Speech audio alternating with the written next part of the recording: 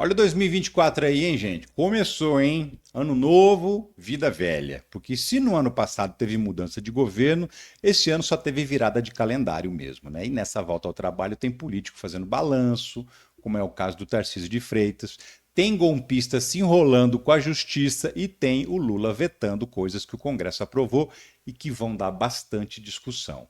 Eu sou o Ricardo Mello, o explicador geral da República. Deixa aí seu like agora, vai, senão lá no fim do vídeo você acaba esquecendo. E vamos nessa para mais um ano. Bora! Seguinte, olha, poucas políticas públicas foram tão estudadas em tão pouco tempo quanto o uso das câmeras nas fardas da polícia. Hoje o Brasil tem 7 estados que adotaram as câmeras já há alguns anos e, por isso mesmo, já é possível medir o efeito delas na segurança pública. Esse tipo de iniciativa começou em 2005, lá nos Estados Unidos, com a instalação das câmeras nas viaturas policiais. Depois, em 2014, na Inglaterra, a polícia passou a usar câmeras nos uniformes. Elas ficam aqui no peito, num ângulo que consegue filmar toda a ação policial. A câmera também grava o áudio do ambiente, então tudo que o PM conversa durante uma abordagem também é gravado. De lá para cá, essa ideia foi se espalhando no mundo e também chegou no Brasil, mas aqui tem uma certa resistência por parte dos governos. Tanto é que só 7 dos 27 estados adotaram as câmeras. Um desses estados é São Paulo, que desde 2020 começou a colocar as câmeras nas fardas da PM. Começou no governo Dória, em alguns batalhões, chegou a ser ampliado, mas não muito. Hoje, dos 80 mil PMs de São Paulo, cerca de 10 mil usam câmeras no uniforme. A ideia é que esse programa, chamado Olho Vivo, fosse sendo ampliado todo ano um pouquinho, até o momento em que todos os PMs tivessem a sua própria câmera. O ano de 2024 começou e o governador de São Paulo deu uma entrevista para o Bom Dia São Paulo, da TV Globo. Ele fez um balanço do primeiro ano de governo e falou um pouco de tudo, mas eu quero tratar só desse ponto, do que ele falou sobre as câmeras da PM. Ele foi questionado sobre se o governo vai ampliar o uso das câmeras corporais e respondeu o seguinte, que esses equipamentos não protegem o cidadão e que por isso ele não vai cancelar os contratos que já foram assinados, mas também não vai investir para ampliar o programa. Resumindo, o que já tem está aí, mais do que isso não vai ter. E é isso mesmo que você entendeu. Para o Tarcísio, as câmeras não fazem a menor diferença na segurança pública para o cidadão. E se elas não fazem a menor diferença, na visão dele, também não faz sentido para ele gastar mais dinheiro com isso. Mas será mesmo que elas não fazem diferença? Como eu disse lá no começo do vídeo, poucas políticas públicas foram tão estudadas quanto o uso das câmeras pela polícia. Vamos ver então o que esses estudos já apuraram. A primeira matéria que eu queria te mostrar foi publicada pelo próprio governo de São Paulo. Essa aqui, ó.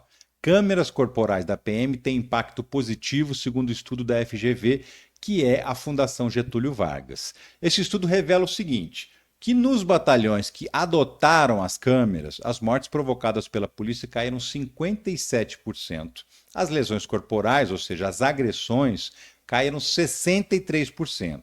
Se a gente recortar só as mortes de adolescentes, a redução foi maior ainda, 80%. Sabe o que isso significa? 104 vidas foram poupadas pelas câmeras, só em São Paulo. Sabe o que mais? O uso das câmeras também protege os policiais militares, sobretudo aqueles que são honestos, né? Quer ver? Nos últimos 10 anos, 2.300 policiais militares foram presos porque fizeram alguma coisa errada. Desde que implantaram as câmeras, o número de prisões de PMs caiu 30%. Caiu também em 1/3 o número de denúncias de corrupção policial. Por causa de todos esses números, a esmagadora maioria da população de São Paulo, não só de São Paulo, aprova o uso das câmeras. Segundo uma pesquisa que foi feita pelo Datafolha, 90% da população de São Paulo, do Rio e de Minas Gerais aprovam as câmeras nas fardas. Eu vou repetir para você não achar que entendeu errado. 90% da população é a favor.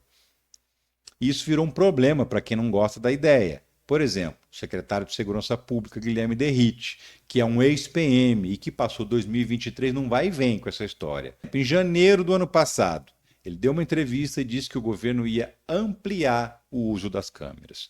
Depois, passou alguns meses, e ele disse que as câmeras corporais não eram mais prioridade para o governo. E o governo terminou o ano cortando dinheiro, cortando 15 milhões de reais da verba que seria destinada para comprar novas câmeras para a PM de São Paulo. Ou seja, aquela promessa do começo do ano de ampliar virou fumaça. Mas aí eu te chamo para refletir comigo. Não tem um número que tenha piorado com o uso das câmeras. Menos pessoas foram mortas pela polícia, menos policiais morreram, menos pessoas foram agredidas, nós tivemos menos policiais corruptos em ação e o governador diz que as câmeras não representam melhora na segurança pública. É claro que ele está brigando com a realidade, com as estatísticas, mas por quê? Segundo essa outra reportagem aqui, porque os policiais consideram que as câmeras atrapalham o combate ao crime organizado. Mas como? Aí você vai ler a matéria. E na verdade não são exatamente os policiais que estão dizendo isso, mas sim a bancada da bala, ou seja, os deputados ligados à segurança pública que acham que as câmeras inibem as denúncias que a população faz para os policiais. Eles acham mesmo, porque essa opinião não tem nenhuma base na realidade. Achismo puro. Apesar da matéria falar no título que essa é a opinião dos policiais, você vai ler e descobre que é a opinião dos deputados. Até tem um depoimento de um suposto policial, não identificado, claro, que reclama de ter que trabalhar vigiado o tempo inteiro e que nenhum outro servidor público tem que passar por isso como ele. Eu até não duvido que muitos policiais se sintam mesmo incomodados com tanta vigilância. Mesmo um policial honesto que trabalha direitinho pode se sentir desconfortável sendo gravado o tempo todo, né? E esse governador, que é um ex-militar, e o secretário, que é um ex-PM, tem como base forte do eleitorado deles justamente esses policiais. Então fica naquela sinuca de bico. Não pode tirar as câmeras, porque 90% da população é a favor.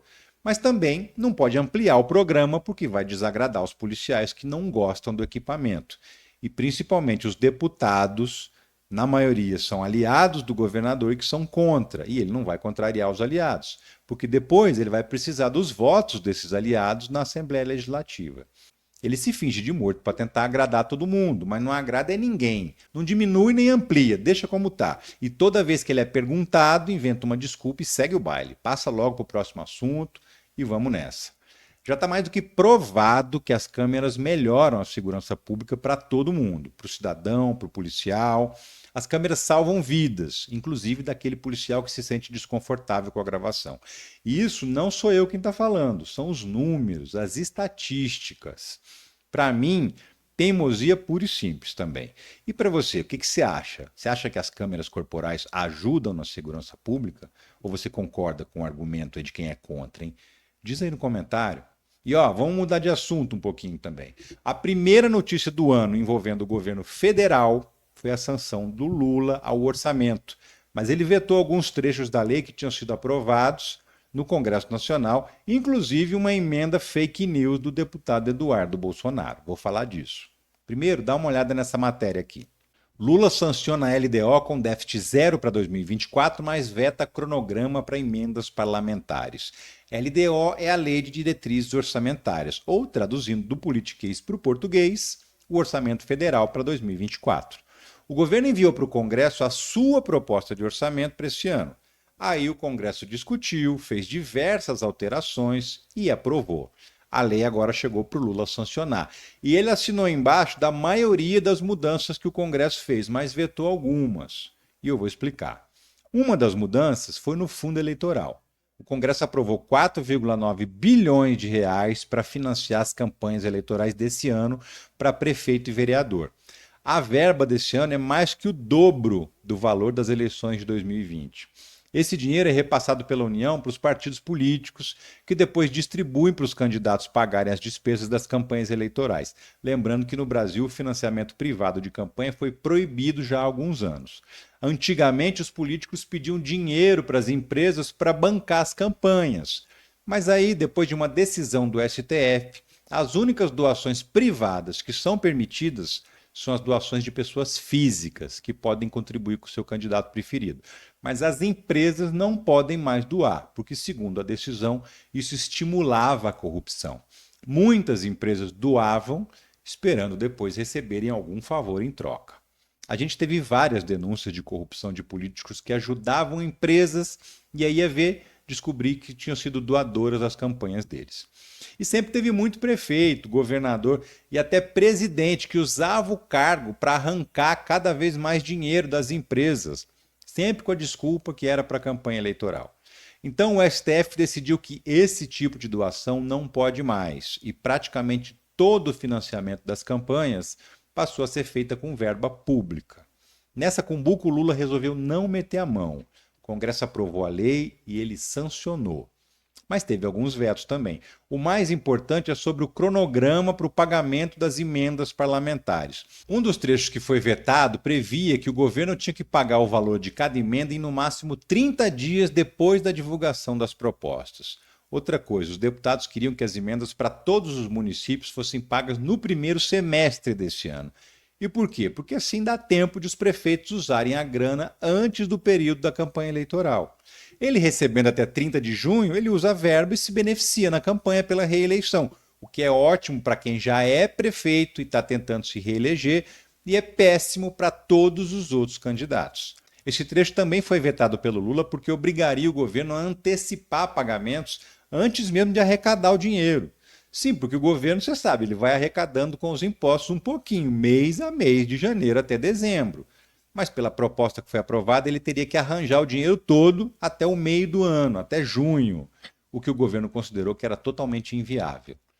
Outra emenda vetada é, na verdade, uma fake news que tentaram enfiar na lei orçamentária. Mais precisamente, o Eduardo Bolsonaro. Sabe aquela proposta que é só uma jogada para a torcida?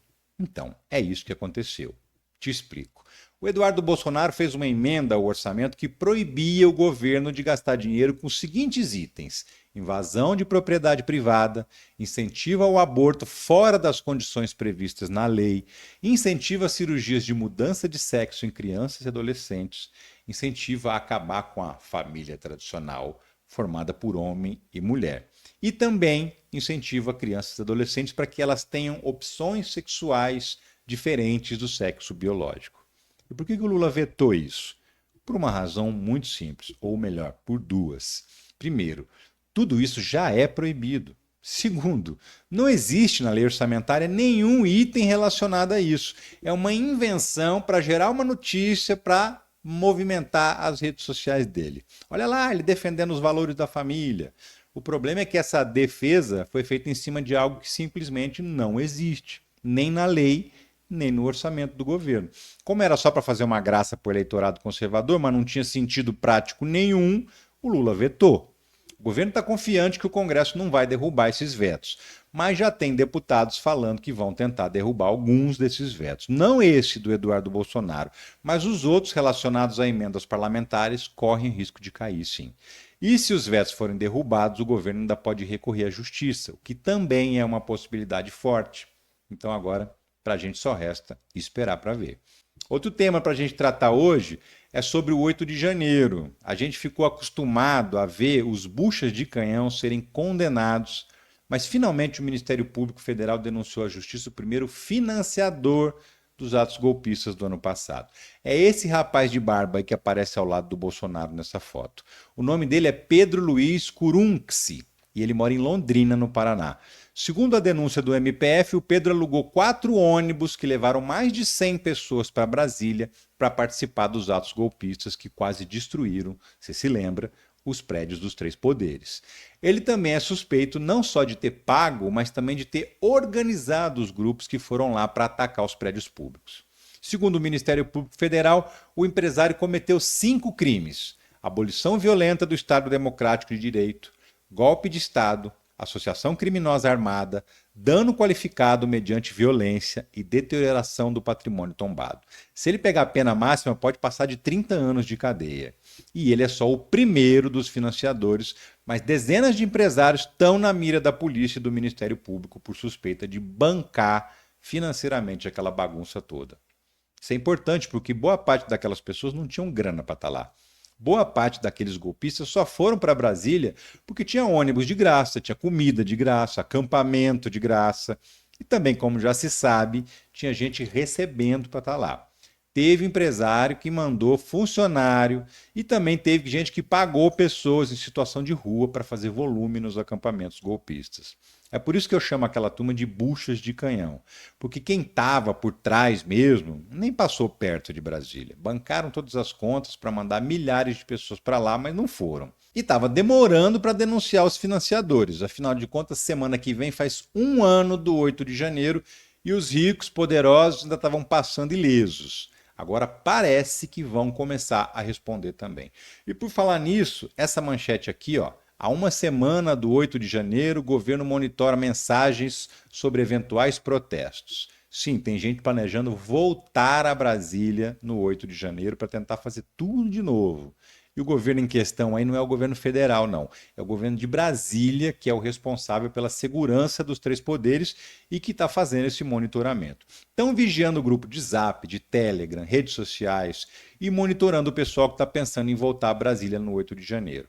Ao mesmo tempo, o governo federal está organizando um ato com autoridades em defesa da democracia, justamente no 8 de janeiro. A ideia é relembrar a tentativa de golpe e reafirmar os valores democráticos. O Lula confirmou que vão estar presentes o presidente do Senado, Rodrigo Pacheco, o presidente da Câmara, o Arthur Lira, e o presidente do STF, o Luiz Roberto Barroso. Ou seja, o ato vai reunir os presidentes dos três poderes que foram atacados no 8 de janeiro do ano passado.